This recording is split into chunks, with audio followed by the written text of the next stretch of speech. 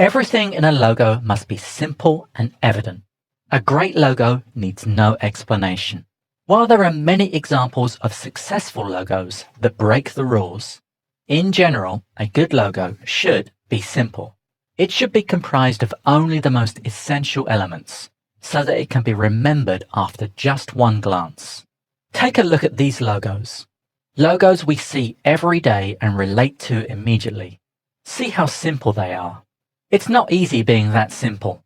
Or to quote Paul Rand, who designed some of the world's most enduring logos, "Design is so simple, that's why it's so complicated."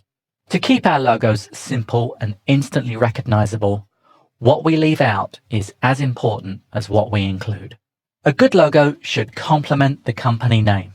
This means researching historical and symbolic associations of the company name and using appropriate imagery for the line of business. A good logo should look good in black and white, as well as in color. This may not be as important as it once was, since some logos are intended only for screen.